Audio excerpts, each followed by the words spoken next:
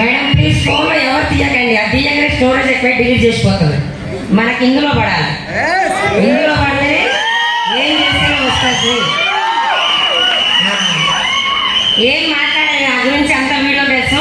ఇప్పటిదాకా ఇక్కడ నిలబడి చూసినా స్కూల్ ఎప్పుడు రియోపెన్ 12 తారీఖు టీచర్ అమ్మ మాట్లాడింది, ఆయమ్మ స్టూడెంట్ హౌస్ వైఫ్ ఓకేనా, పేషెంట్ కూడా అంట. వీళ్ళందరూ కూడా ఒకే స్టేజ్ మీద మీ ముందు నిలబడ్డారు. క్లాస్ కొట్టొచ్చా లేదా? నేను చెప్పాల్సింది ఏం లేదు మేడం. నా పేరు నా స్టడీ అన్నీ తెలుసా లేదా? కొత్త గురించి చెప్తున్నా. నా పేరు బీబీ, నేను చదువుకుంది 2వ తరగతి. ఇవాళ రేపు ఎవరెక్కడ పని చేసినా దేనికి? డబ్బుకే, అవునా కదా?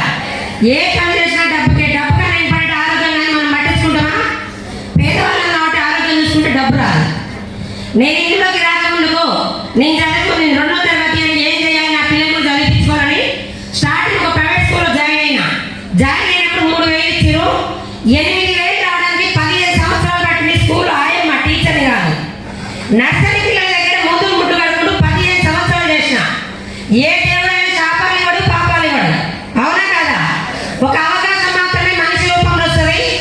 నేను ఈ రోజు ఇక్కడ నిలబడడానికి కారణం ఎన్నడూ కూడా ఏ రోజు స్టేజ్ మీద ఏడవని మన తారా ఫంక్షన్ హాల్లో 2000 కంపెనీ యానివర్సరీ రోజు నాకు అనుకోకుండా స్టేజ్ మీద ఆ ఏడు పాగలే. ఎందుకంటే నా స్థాయి ఏంటి, నేనేంటి ఇక్కడ వస్తున్నారా? ఒక పూట భోజనం పెడితే మనం చనిపోయినాక మర్చిపోమేవాడిని. మరి అలాంటి అవకాశం ఇచ్చిన మర్చిపోతామా?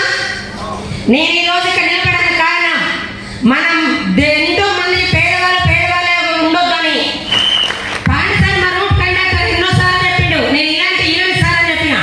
ఒక రోజు నాకు బస్సు ఆపకుండా పోతే ఆయనతో నాకు గొడవ ఎందుకు ఒక రోజు బలవంతంగా ఒక మీటింగ్కి వచ్చిన. మీటింగ్లో ఒక లీడర్, ఇలాంటి లీడర్ అందరూ మాట్లాడుతుండే కొన్ని హెల్త్ సప్లిమెంట్స్ వాడుకున్నాక 1 మంత్లో రిజల్ట్ వచ్చింది. మంచి విషయం ఏదో చెప్పచ్చా లేదా? చెప్పాలి. మంచి విషయం ఒక నలుగురు చెప్పిన. ఆ నలుగురు తెచ్చిపెట్టమని నాకు తెలియదని ఆదివారం ఒక నలుగురు మీటింగ్లో కూర్చోబెట్టిన. ఆ నలుగురు మీటింగ్ ప్రొడక్ట్ వాడుకొని 3 నెలలైనాక 7,450 రూపాయల చెక్ వచ్చింది నాకు. 7,450 వచ్చిందంటే గ్రేటే కదా? నీ స్కూల్లో చేసే దేనికి? డబ్బుకే కదా. మరి ఇందులో ఏముంది? డబ్బు వేస్తే ఎలా వస్తున్నా దేవాలయం రోజు వచ్చి ఫోన్ సిస్టమ్ పెట్టుకుని మీటింగ్ విన్నా. ఆ మీటింగ్లో క్లారిటీ తీసుకున్నా మన మహాగురువు గారిది. అన్నం వండేటప్పుడు ఒక మెతుకు పట్టుకుంటే చాలు, అవునా కదా? నేను ఎక్కడ 8 సంవత్సరాలు స్కూల్లో చేసినా నేను ధనవంతులని కాదు. అలానే గవర్నమెంట్ జాబ్ రిజైన్ చేస్తున్నాను కొంతమంది సార్లు చెప్పారు. గవర్నమెంట్ జాబ్ బంద్ చేస్తున్నాను. గవర్నమెంట్ జాబ్ న్యాయం జాబ్ పెట్టదా చిన్నదా? చిన్నది తుమ్ముట ఊసిపోయే జాబ్. నాకు 3 జనరేషన్ కావాలి. స్కూల్లో 15 సంవత్సరాలు చేస్తున్నా. మెట్టు జారి పడ్డాయేమని చనిపోయిన మా మేడం ఏమని ఇస్తుందా? మీరు చేసే జాబ్లను ఇస్తారా? మరి నేను చేసిన ఫ్యామిలీ బతకాలి. నేను లేకపోతే నా పిల్లల పరిస్థితి ఏంటి? నా పిల్లలకు డబ్బు ఉంటే బతుకుతారు, ఎవరైనా చూస్తారు. అమ్మ నాన్న లేని పేరు ఉండాలని, డబ్బు లేని పేరు ఉండొద్దు. నాకు 3 జనరేషన్ కావాలని స్కూల్ మొత్తం బంద్ చేసి ఎక్కడ మీటింగ్ ఉంటే అక్కడ జనాన్ని 2 చేతులు ఉన్నాయి కదా, 2 చేతులలో బస్సులలో ఆటోలు ఎక్కడ పడితే అక్కడ జనాన్ని తీసుకొచ్చి మీటింగ్ కూర్చోబెట్టిన. ఒకసారి వస్తుంటారు. మన మహాగురు గారు ఒకటే చెప్పారు, పక్కింటా ఏదంటే నా చెట్టు పెరిగిన కొద్ది ఎవరు కొంటలేరు, సారీ ఎవరు అంటలేదన్న.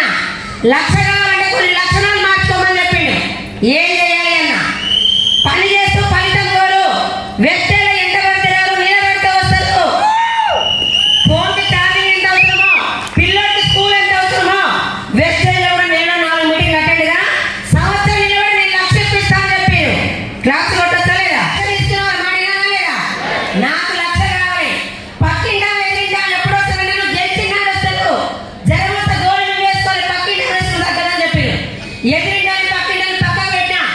ఎక్కడ పడితే అక్కడ జనాన్ని తీసుకొచ్చి మీటింగ్లో కూర్చోబెట్టినా. అలా నేను నెలకు పెట్టుకుంటూ పోయి ఈ రోజు నాకు ఒక హైయెస్ట్ చెక్ 4,55,200.